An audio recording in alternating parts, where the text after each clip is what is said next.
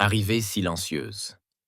Au cours du 53e cycle de l'ère d'expansion du consortium galactique, des sonnettes d'alarme ont retenti dans tout le réseau d'observation frontière. Pour la première fois en 3 siècles, quelque chose d'impossible est apparu aux confins de l'espace réglementé. Un vaisseau humain. Le moniteur principal Gelcrav se pencha en avant à son poste, 6 appendices se déplaçant en parfaite coordination sur les panneaux de contrôle luminescents. Son espèce, les Vriens, servait de principaux spécialistes de la détection au sein du consortium depuis des générations. Leurs yeux aux multiples facettes étant capables de traiter les données visuelles à une vitesse inégalée par la plupart des races conscientes. Vérification terminée, annonça Gelcrav, la voix vibrant dans sa chambre vocale. Le motif correspond aux archives. Conception humaine. Origine. Terrienne. Le centre de commandement de l'avant-poste Sigma 9 se tut. Les humains étaient censés avoir disparu, ou du moins telle était la position officielle du consortium après la grande rupture. Leur système d'origine était en quarantaine depuis plus de 200 ans, et aucune transmission n'avait franchi la barrière d'isolement pendant tout ce temps.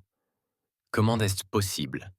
Demanda le premier commandant Teka, sa peau écailleuse bleuissant d'agitation. Le champ de quarantaine n'a jamais été violé. Il n'y a pas eu de brèche, répondit Zelkrav. 4 yeux étaient rivés sur les données entrantes, tandis que les 2 autres surveillaient le vecteur d'approche du vaisseau. Le vaisseau émergeait d'un espace inconnu, et non de la zone de quarantaine. Il devait être là depuis tout ce temps. Le vaisseau sombre se déplaçait avec une lenteur délibérée, sa coque absorbant plutôt qu'elle ne reflétant les capteurs. Là où la plupart des vaisseaux du consortium scintillaient de leur champ d'énergie et de leurs balises d'identification, celui-ci restait une ombre, une silhouette se découpant sur les étoiles. Taille estimée. 7 km de long. Sa configuration correspond à la désignation d'archives, classe Dreadnought. État des armes. Inconnu. Incapable de pénétrer le blindage intérieur. Le teint du premier commandant Tekka prit une teinte indigo inquiète. Alerter le commandement central. Priorité alpha. Préparer les protocoles d'évacuation. La nouvelle se répandit rapidement parmi les 17 espèces principales du consortium. Des conseils d'urgence se réunirent tandis que d'anciens plans d'urgence étaient dépoussiérés. Des conseils d'urgence furent convoqués tandis que d'anciens plans d'urgence étaient remis au goût du jour. Les vétérans de la cour diplomatique, spécialistes des relations humaines avant la séparation, furent rappelés à la retraite. Plus important encore, l'amiral Verrock, de la flotte de défense de l'Ascendance, fut convoqué depuis les colonies extérieures. L'amiral Verrock était l'un des rares membres vivants du consortium à avoir rencontré des humains avant la séparation. Alors que son vaisseau amiral approchait de l'avant-poste de Sigmanine, l'ancien Caldraxien observa le flux visuel du vaisseau humain avec un mélange d'effroi et de fascination. « Ils construisent toujours leurs navires comme des prédateurs », fit-il remarquer à son aide de camp. La fonction prime sur la forme, mais le design véhicule un message clair. Le vaisseau n'a effectué aucun mouvement agressif. « Amiral », remarqua son aide de camp. « Ce n'est pas nécessaire », répondit Varrock. Sa seule présence est le message. Les souvenirs de Varrock des humains étaient complexes. Ils étaient brillants dans la résolution de problèmes, mais dangereusement imprévisibles. Leur civilisation avait progressé à une vitesse alarmante comparée à celle, mesurée et méticuleuse, des espèces du consortium. Alors que la plupart des races mettaient des millénaires à passer du voyage planétaire à la capacité interstellaire, les humains avaient franchi le pas en moins de 2 siècles.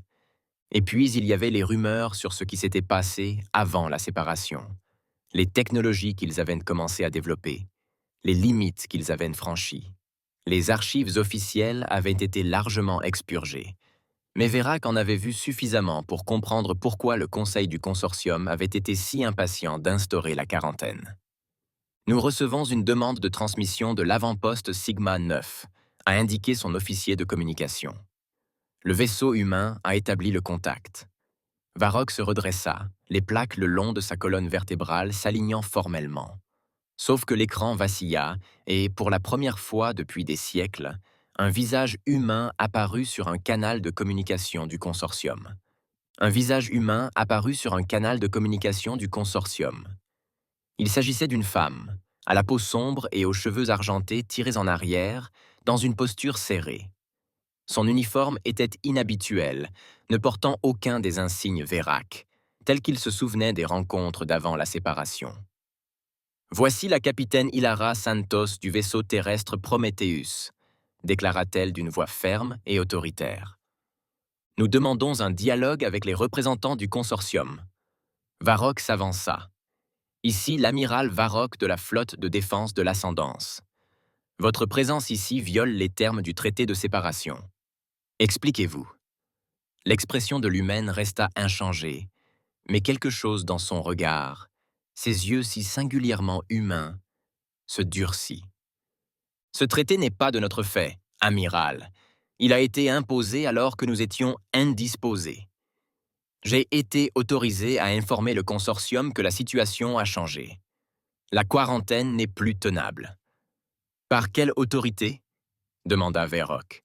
« Par nécessité, » répondit-elle simplement.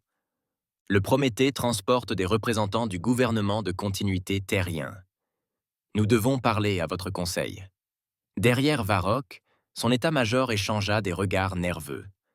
L'arrivée d'un vaisseau humain était déjà suffisamment inquiétante, mais l'implication d'un gouvernement humain organisé agissant au-delà de la portée du consortium était profondément alarmante. « Votre demande sera transmise au commandement central, » dit prudemment Varrock. « En attendant, maintenez votre position actuelle. Toute tentative d'approche des mondes du consortium sera considérée comme un acte hostile. » Le capitaine Santos inclina légèrement la tête. « Compris. Nous attendrons. Mais pas indéfiniment, amiral. Le temps est un facteur. » La transmission prit fin, laissant Varrock avec un pressentiment. De toutes ces années de service, il n'avait jamais rencontré une telle situation. Le consortium avait bâti sa stabilité sur la prévisibilité et une diplomatie prudente. Les humains avaient toujours été la variable la plus importante de cette équation. « Des ordres, amiral ?» demanda son second. « Maintenir ses distances, mais établir un périmètre. Aucun navire n'approche sans autorisation. » Vérock détourna le regard. « Et trouvez-moi tous les témoignages de comportement humain lors de négociations de crise. Je veux savoir à quoi nous avons affaire. » Tandis que le consortium s'empressait de réagir, le Prométhée restait immobile, sombre souvenir d'un passé que la galaxie avait tenté d'oublier. Sa conception même semblait anachronique comparée à l'esthétique actuelle du consortium, anguleuse là où les vaisseaux modernes étaient courbés, utilitaire là où d'autres privilégiaient l'élégance. Des analyses approfondies révélaient peu de choses sur ses capacités, mais les relevés énergétiques suggéraient des sources d'énergie bien plus avancées que celles dont disposaient les humains à l'époque de la séparation. Ce n'était pas une relique. C'était un objet nouveau, construit avec des technologies dont le consortium ignorait l'existence. 3 jours standards s'écoulèrent avant que le conseil du consortium n'autorise un engagement direct. Une délégation fut rassemblée, conduite par Véruc lui-même, pour embarquer à bord d'une navette diplomatique et approcher le Prométhée. À mesure qu'ils approchaient de l'imposant vaisseau, des détails apparurent. Des capteurs ayant manqué leur cible, des traces de brûlures sur la coque, des traces de réparations récentes et, plus inquiétant encore, des systèmes d'armes inédits dans la base de données du consortium. « Ils ont combattu », murmura Vérock à l'attaché diplomatique principal à côté de lui. « Récemment. » « Contre qui ?» se demanda l'attaché. « Aucun rapport d'engagement avec des forces inconnues n'a été reçu dans aucune région désignée. »« C'est ce qui m'inquiète, » répondit Vérock. La navette fut dirigée vers une baie d'amarrage qui s'ouvrit comme une plaie sur le flanc du grand vaisseau. En franchissant la barrière atmosphérique, Vérock remarqua l'efficacité du grand vaisseau. En franchissant la barrière atmosphérique, Véruc remarqua l'efficacité de sa conception, l'ornementation minimale, chaque élément servant un but précis. La baie elle-même pouvait accueillir des vaisseaux 3 fois plus grands que leurs navettes, suggérant que le Prometheus était conçu pour transporter des chasseurs ou des navires de soutien plus petits. Des humains armés les attendaient, l'air alerte mais pas ouvertement menaçant. Leurs uniformes étaient gris foncé avec des touches de bleu, et leurs armes semblaient fines et compactes comparées aux armes massives dont Verac se souvenait des rencontres d'avant la séparation. Le capitaine Santos les accueillit personnellement, entouré d'officiers dont l'allure suggérait une formation militaire poussée. De près, Verrock pouvait lire la lassitude dans son regard, démentant son calme. « Amiral Verrock, répondit-elle. Merci d'être venu. Le Prométhée a parcouru un long chemin pour cette rencontre. D'où exactement? Demanda Verrock, son implant traducteur convertissant sa langue maternelle caldraxienne. D'un endroit appelé Sanctuaire, répondit-elle. Notre foyer depuis 2 siècles, au-delà de la vallée de Persie. La délégation échangea un regard. La vallée de Persie se trouvait aux confins de l'espace, une région évitée en raison de graves anomalies gravitationnelles qui rendaient scienter la navigation quasi impossible. « Vous êtes là-bas depuis tout ce temps ?» demanda l'attaché diplomatique, incrédule. « Certains d'entre nous, » répondit le capitaine Santos. « Après la rupture, l'humanité s'est divisée. La plupart sont restés en quarantaine dans le système solaire. Une fraction s'est échappée avant l'établissement des barrières. Nous avons construit. Nous nous sommes préparés. »« Pourquoi ?» demanda Verrock. Santos le regarda droit dans les yeux, un geste que beaucoup d'espèces du consortium considéraient comme conflictuel, mais que les humains utilisent pour exprimer leur sincérité. « Qu'est-ce qui nous attend, amiral ? La même chose qui nous a forcés à développer les technologies qui ont effrayé le consortium et l'ont placé en quarantaine. » Elle fit un geste vers un couloir. « Suivez-moi, s'il vous plaît. Il y a quelque chose que vous devez voir. » En parcourant le vaisseau, Verrock remarqua des détails subtils qui racontaient une histoire. Le vaisseau était conçu pour un déploiement à long terme, avec des sections hydroponiques visibles à travers certains hublots, des installations d'exercice et ce qui semblait être des centres éducatifs pour jeunes humains. Ce n'était pas seulement un navire de guerre, c'était un canot de sauvetage. Ils arrivèrent dans une salle sécurisée dominée par un écran holographique. Le capitaine Santos l'activa d'un geste, et une carte tridimensionnelle de la galaxie apparut, avec des régions particulières surlignées en rouge clignotant. Il y a 3 mois, notre réseau de surveillance de l'espace profond a détecté ces anomalies, a-t-elle expliqué. Elles correspondent à des schémas observés avant la séparation, des schémas qui ont précédé l'émergence de ce que nous appelons les entités du vide.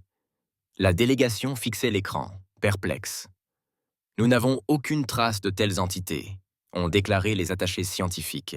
« Non », acquiesça Santos d'un ton sombre, « parce que nous avions contenu la première incursion avant qu'elle n'atteigne l'espace du consortium. » À grands frais, les écailles de Varrock tremblèrent d'une soudaine compréhension. « C'est pourquoi vous avez développé les technologies qui nous ont alarmés. Vous vous prépariez à la guerre, pas seulement à la préparer.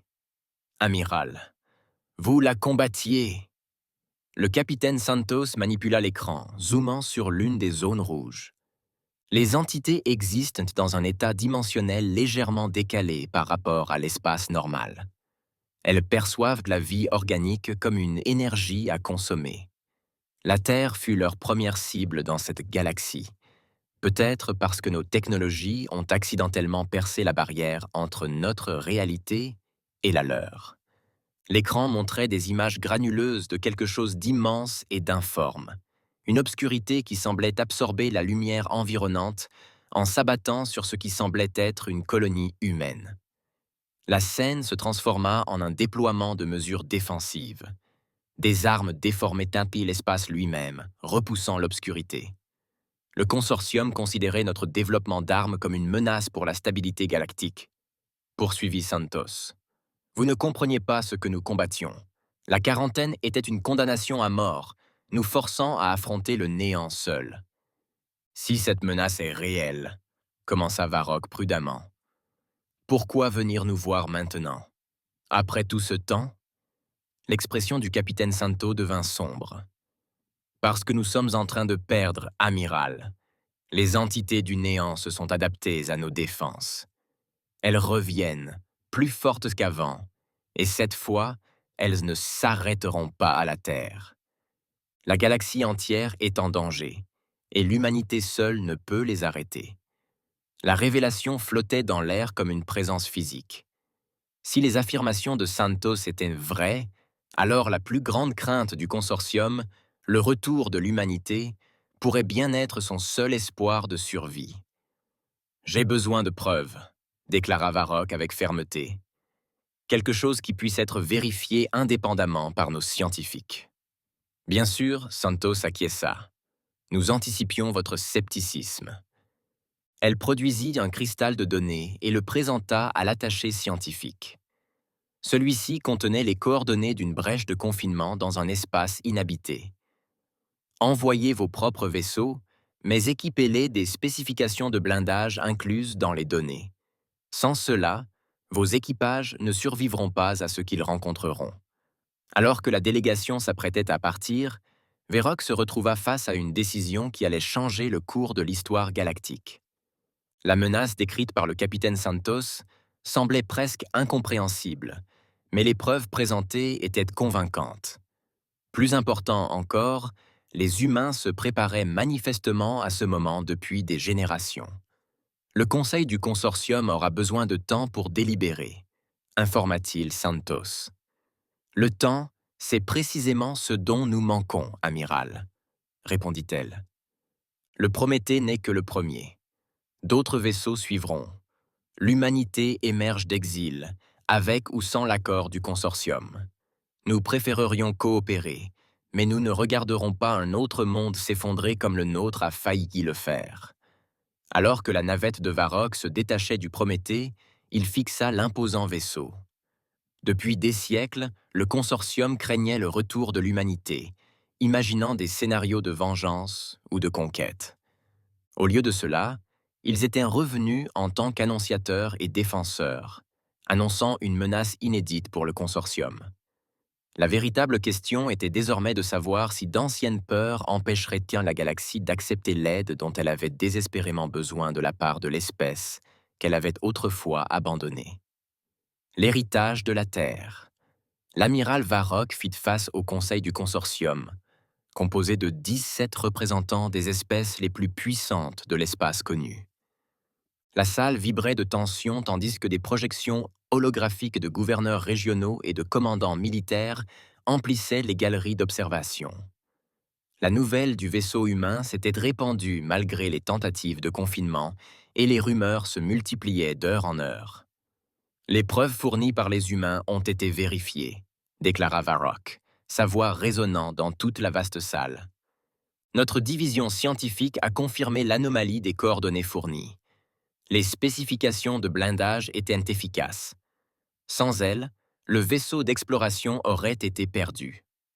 Le conseiller Nemrak de l'hégémonie hildérienne se pencha en avant, ses ailes membraneuses flottant d'agitation. Une anomalie avérée ne constitue pas une menace galactique, amiral.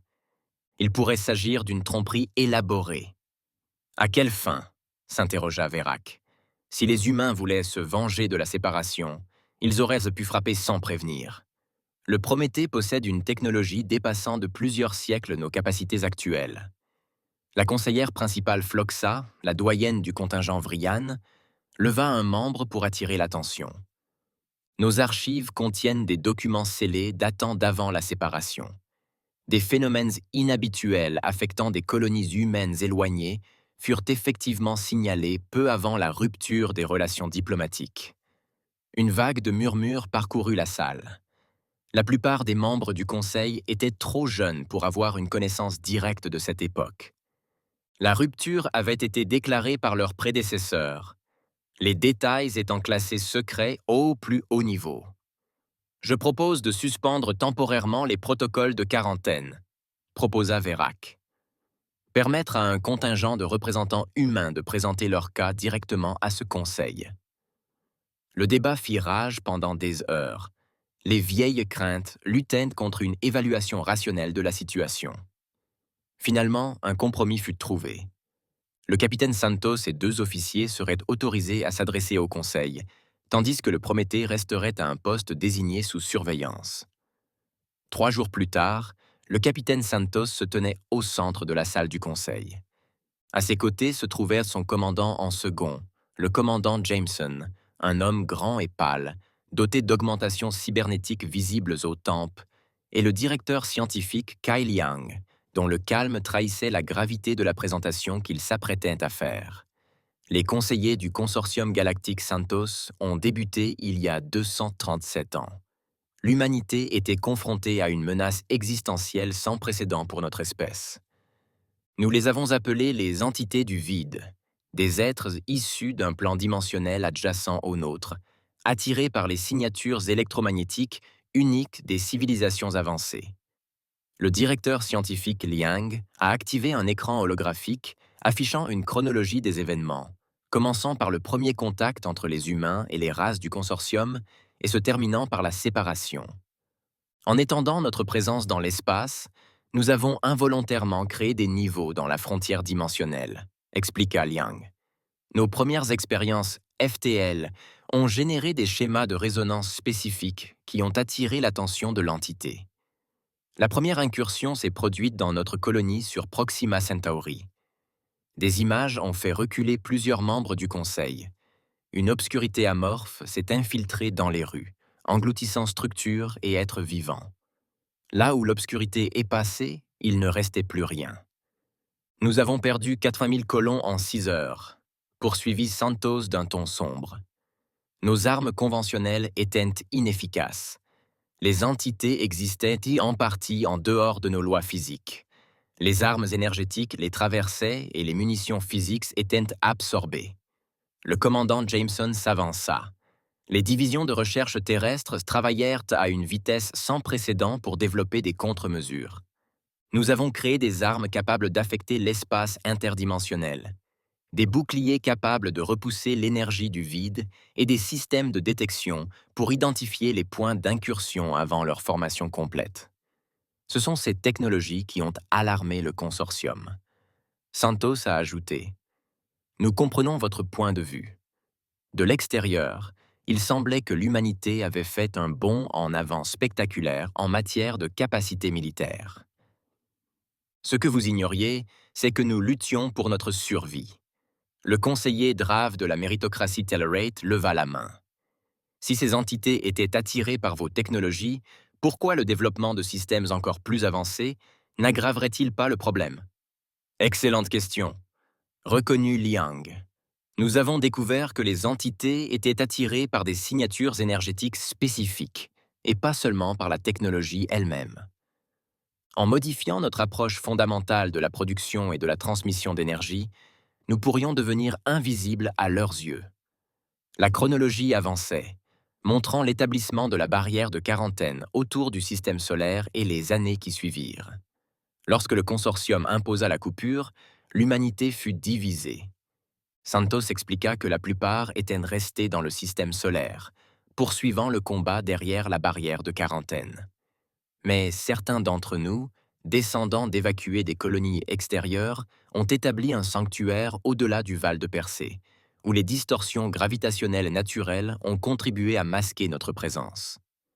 Depuis 2 siècles, les 2 branches de l'humanité ont tenu bon, poursuivit le commandant Jameson. La Terre elle-même a développé le réseau Aegis, un système de bouclier planétaire qui a repoussé avec succès 17 incursions majeures. Au sanctuaire, nous nous sommes attachés à comprendre la nature et les origines de l'entité. Et maintenant ? Demanda le conseiller principal Floxif. Le visage du capitaine Santos s'assombrit. Les entités ont désormais évolué. Il y a 3 mois, ils avaient pénétré pour la première fois le réseau Aegis de la Terre, ciblant notre principal centre de recherche en Antarctique. Le schéma d'attaque était différent, plus ciblé, presque stratégique. Ils apprennent. Le directeur scientifique Liang a manipulé l'écran, révélant une carte galactique au motif rouge qui s'étendait. Nos modèles prédisent que d'ici un an standard, des incursions commenceront dans l'espace du consortium. D'ici 5 ans, elles atteindront les mondes noyaux. La quarantaine ne vous a pas protégé. Elle n'a fait que gagner du temps. La chambre du conseil se tut tandis que les implications s'imposaient. L'amiral Varrock observa les visages autour de lui, notant le glissement du scepticisme vers la crainte. « Que proposez-vous » demanda finalement le conseiller Nemrak, l'hostilité passée laissant place à une attention réticente. « Alliance » déclara simplement Santos. « L'humanité possède l'expérience et la technologie nécessaires pour combattre les entités du néant. Mais nous manquons des ressources et de la capacité industrielle nécessaire pour protéger une galaxie entière. Le consortium possède ces ressources, mais manque des connaissances spécifiques nécessaires pour survivre à ce qui nous attend. » Le commandant Jameson a activé un nouvel écran présentant les schémas des systèmes défensifs. Nous sommes prêts à partager notre technologie de bouclier du néant, nos stabilisateurs dimensionnels et nos réseaux d'alerte avancés. En échange, nous demandons la fin immédiate de la quarantaine et l'intégration complète des représentants humains à la planification de la défense du consortium. Ces technologies, observa le conseiller de Telleric, pourraient également être utilisées comme armes contre des cibles conventionnelles. Oui, Santos l'admit sans hésitation. C'est possible. Tout comme vos installations de production d'antimatière pourraient être converties en tueurs de planètes, ou vos équipements de terraformation réaffectés à la guerre écologique, toute technologie avancée comporte des risques. La question est de savoir si vous nous faites suffisamment confiance pour affronter une menace commune. Le débat s'est poursuivi pendant plusieurs séances.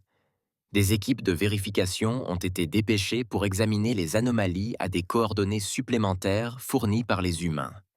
Des analystes militaires ont examiné les technologies défensives à la recherche de menaces ou de faiblesses cachées. Pendant tout ce temps, le Prométhée est resté à sa position d'attente, rappel constant du retour de l'humanité. 2 semaines après la présentation initiale, le capitaine Santos et ses officiers ont été convoqués à nouveau en chambre du Conseil pour la décision finale. Le Conseil du consortium est parvenu à un consensus, a annoncé le conseiller principal Flax. Les preuves présentées concernant les entités du vide ont été jugées crédibles. La menace immédiate qu'ils représentent dépasse les préoccupations historiques concernant le développement technologique humain. Un soulagement visible parcourut la délégation humaine. Le traité de séparation est suspendu dans l'attente d'un réexamen complet. Les représentants de la Terre seront invités à participer à une initiative de défense conjointe. L'amiral Varrock, servant d'agent de liaison entre le consortium et les forces humaines. Alors que des voies diplomatiques officielles étaient établies entre le consortium, la Terre et le sanctuaire, l'amiral Varrock se retrouva à collaborer étroitement avec le capitaine Santos pour coordonner l'immense projet de préparation de la défense galactique. Le Prométhée devint le centre d'une flotte en expansion, tandis que de nouveaux vaisseaux humains émergeaient d'au-delà du Val de Persée, chacun apportant avec lui des spécialistes et des technologies développées au cours de leur long exil. « Je ne comprends toujours pas tout à fait », admit Varrock lors d'une rencontre privée avec Santos dans la salle d'observation de son vaisseau amiral. « Pourquoi l'humanité n'a-t-elle pas tenté de briser la quarantaine plus tôt ? Vos vaisseaux auraient pu percer nos défenses. » Santos contemplait les étoiles, son reflet dans le hublot semblant momentanément lointain. S'échapper n'a jamais été le problème. Amiral, la quarantaine a en fait contribué à contenir l'attention de l'entité du néant sur la Terre. Nous craignons qu'en la perturbant, nous la déchaînions à travers la galaxie avant d'être prêts. « Et vous êtes prêts maintenant ?» ?»« Non, dit-elle honnêtement. Mais nous n'avons plus d'alternative. Les entités évoluent trop vite. Soit nous restons unis, soit nous tombons un par un. Le premier test de l'Alliance est arrivé plus tôt que prévu. Une petite colonie du système Forzen, loin des principaux territoires du consortium, a signalé des fluctuations énergétiques inhabituelles. Lorsque l'alerte a atteint les canaux de commandement, les communications avec les 15 000 habitants de la colonie avaient déjà été perdues. Une force opérationnelle conjointe fut constituée, le Prométhée prenant la tête de 3 croiseurs du consortium équipés de boucliers de conception humaine. À l'approche de Forsen 4, des capteurs détectèrent les signes avant-coureurs d'une incursion massive du vide. La réalité elle-même sembla se déformer autour de la planète, la lumière se pliant de manière impossible. « C'est pire que prévu », observa le capitaine Santos depuis le centre de commandement du Prométhée. « L'incursion est pleinement opérationnelle. » L'amiral Verrock, temporairement stationné à bord du vaisseau humain, étudiait l'affichage tactique avec une inquiétude croissante. « Peut-on la contenir ? » « Oui, mais une évacuation conventionnelle est impossible.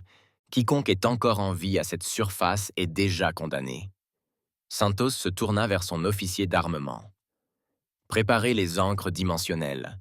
Schéma de déploiement complet. » Le Prométhée lança une série de satellites spécialisés qui prirent position autour de la planète.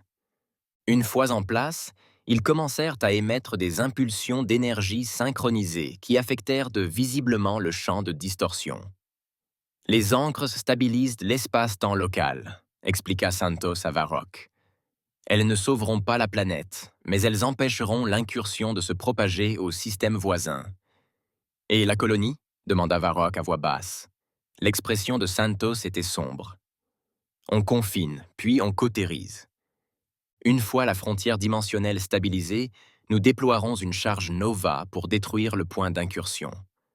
La planète sera détruite, mais l'entité sera refoulée dans sa propre dimension. » Varrock ressentit un frisson malgré la température régulée du centre de commandement.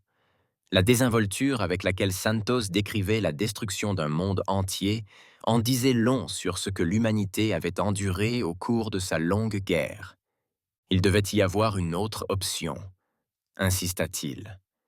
Le commandant Jameson, qui surveillait les canaux de communication, se redressa brusquement. « Capitaine, nous recevons un signal de la surface. Faible, mais clairement conforme aux protocoles d'urgence coloniaux. » Santos et Verruc échangèrent des regards choqués. « Des survivants ?» demanda Verruc. « Impossible, » murmura Santos. « Personne ne survit à un contact direct avec les entités. »« Le signal provient d'un complexe minier profond, » rapporta Jameson.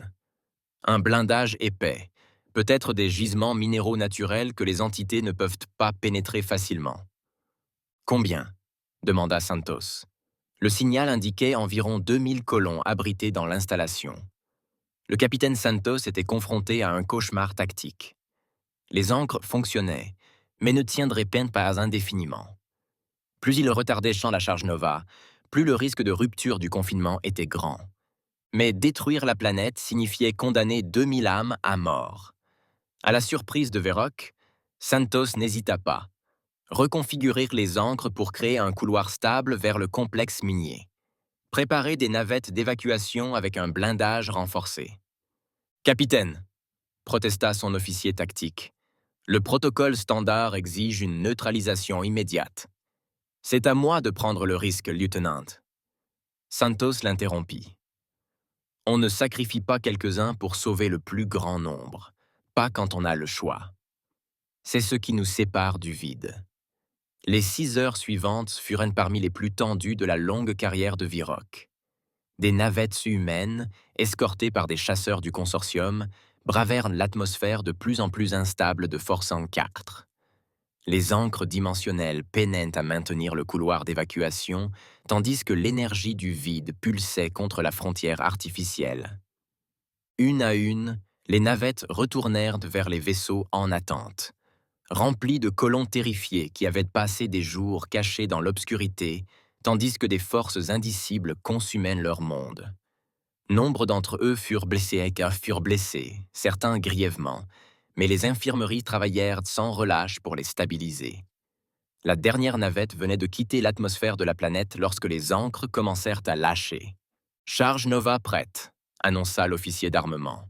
« Tous les vaisseaux franchissent la distance minimale de sécurité », confirma Santos. « Déploiement à mon signal. »« Maintenant !» L'ogive spécialisée plongea vers la surface de la planète. À l'impact, elle n'explosa pas au sens conventionnel du terme. Au lieu de cela, Il créa un champ dimensionnel inversé qui s'effondra sur lui-même avec une force dévastatrice. Le lierre Forzen se brisa de l'intérieur, l'entité du vide piégée au centre de l'implosion. Depuis la plateforme d'observation du Prométhée, Varrock et Santos observèrent un éclair lointain tandis qu'un monde entier cessait d'exister. « Nous en avons sauvé 2000, dit Santos à voix basse. « Sur 15 000, sans toi ce serait zéro, lui rappela Varrock. Et ce système n'aurait été qu'un début. Après Forzen, la résistance à l'intégration humaine dans la planification de la défense du consortium s'est évaporée. La réalité de la menace avait été démontrée de la manière la plus viscérale possible.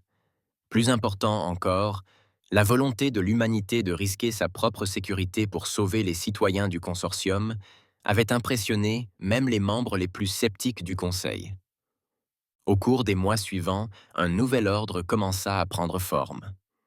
Des scientifiques humains travaillèrent aux côtés des ingénieurs du consortium pour adapter la technologie de protection contre le vide à des milliers de mondes. Des réseaux d'alerte précoce s'étendirent à tout l'espace habité.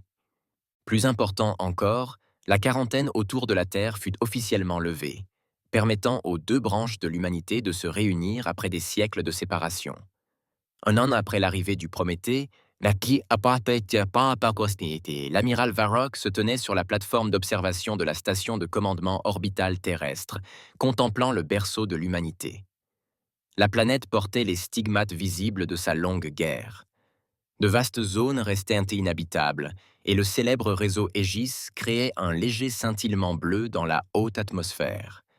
Mais il y eut aussi un renouveau, de nouvelles cités surgissant des ruines des anciennes, des océans se régénérant peu à peu des dégâts environnementaux causés par les premières incursions du vide.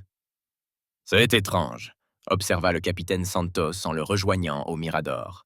« Pendant des siècles, nous avons craint que le consortium ne mette fin à ce que les entités du vide avaient commencé, l'extinction complète de l'humanité.